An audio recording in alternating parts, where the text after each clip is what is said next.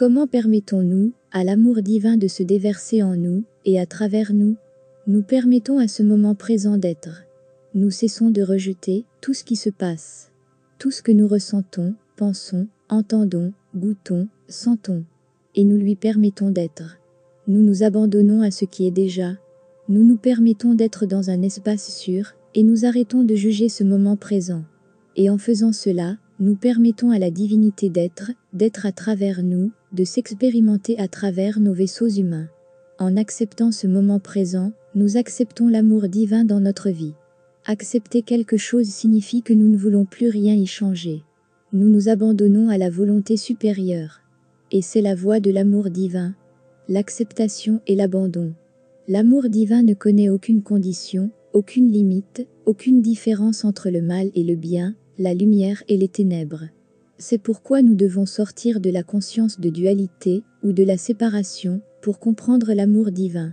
Nous devons permettre à la conscience d'unité de briller à travers nous en réalisant que tout est finalement un et que nous sommes un.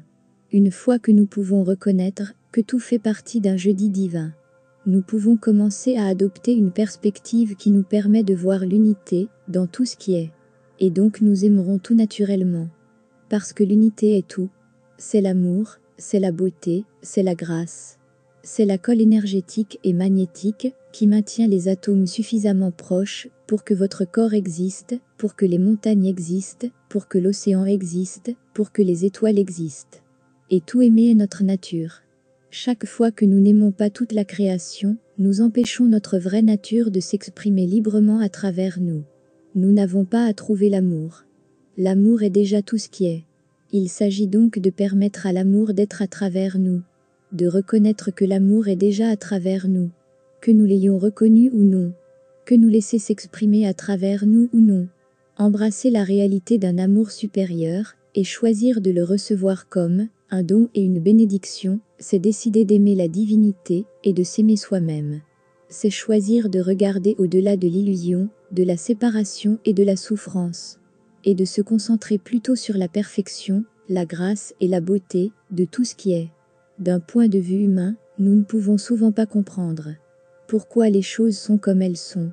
Nous ne pouvons pas comprendre pourquoi certaines personnes meurent de faim, tandis que d'autres jettent leur nourriture.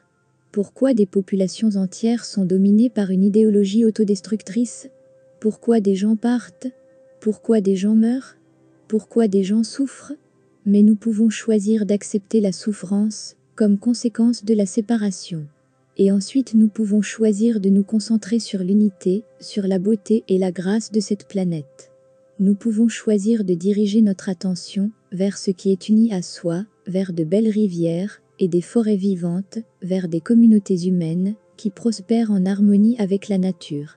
Et cela renforcera naturellement ces énergies sur cette planète et les aidera à s'ancrer dans le réseau terrestre. C'est ce que nous sommes tous appelés à faire en ce moment. Nous concentrer sur ce qui est beau, ce qui nous rend joyeux, ce qui nous fait aimer et nous sentir aimés.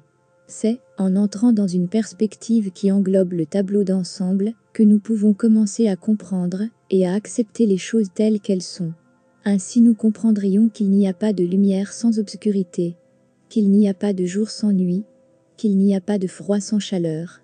Nous ne pourrions même pas percevoir, expérimenter et apprécier ce que l'on est si nous ne savions pas à quoi ressemble le contraire. Ainsi, plutôt que de nous concentrer sur ce qui est mal et ce qui est bien, nous sortons de la dualité et de la séparation pour entrer dans l'unité.